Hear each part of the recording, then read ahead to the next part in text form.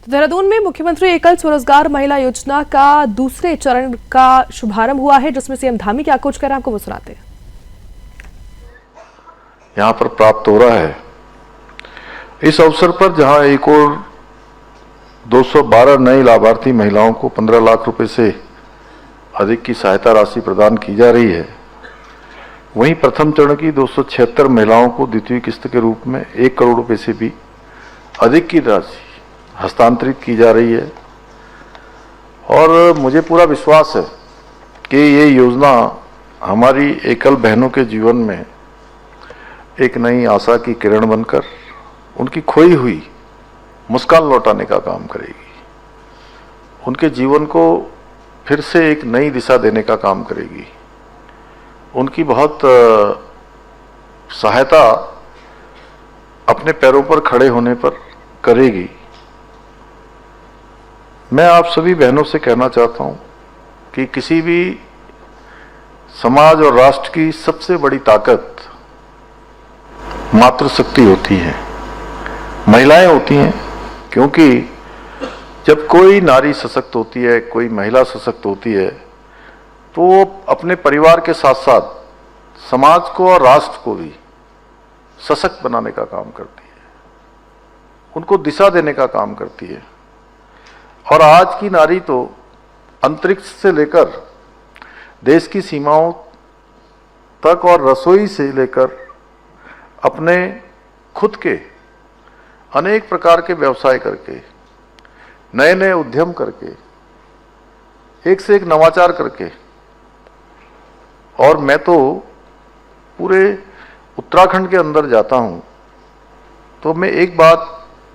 सच में मुझे बहुत मजबूती प्रदान करती है, मुझे मेरे अंदर भी एक बड़ा भरोसा पैदा करती है, विश्वास पैदा करती है। और मैं सच कहूं तो आत्मविश्वास देती मुझे भी अंदर से, जब मैं अपनी बहनों के द्वारा पूरे राज्य के अंदर जो उनके उत्पाद बनते हैं, कोई सिलाई के उत्पाद जैसे आप बना रही हैं, आप ही लोग हैं वो भी, जब वो कोई अच्छे उत्पाद बनाती हैं, कोई सिलाई के क्षेत्र में, कोई बुनाई के क्षेत्र में, कोई हस्तशिल्प के क्षेत्र में, कोई अच्छा खाने का सामान, कुछ महिलाएं हमारी देव स्थानों पर चार धाम यात्रा में प्रसाद बनाने का काम, अचार बनाने का काम, नमकीन बनाने का काम, बिस्कुट बनाने का काम, हमारे ये जो मोटा अनाज है मड़वे के बिस्कुट बनाने का काम, उससे अनेक प्रकार के अलग अलग प्रकार के उत्पाद बनाने का काम करती है। तो सच में ऐसा लगता है कि जो हमारे प्रधानमंत्री जी ने, उनके मुख से जो बाबा केदार के धाम में शब्द निकले थे कि 21वीं सदी का तीसरा दशक उत्तराखंड का दशक होगा, तो सच में उसको बनाने का काम उसके अग्रदूत के नाम, अग्रदूत के रूप में, उसके ध्वजवाहक के रूप में कोई करने वाला है तो हमारी मातृशक्ति करने वाली है। और आज हर क्षेत्र में आज महिलाएं देश का नाम रोशन कर रही है,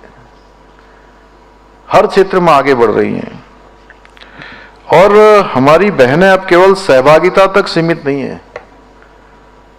बल्कि नेतृत्व की भूमिका भी निभा रही है। पहले होता था सहभागिता, अब आगे बढ़ चढ़कर लोगों को दिशा देने का काम कर रही है। जिस क्षेत्र में भी जा रही है सबसे अच्छा काम कर रही हैं।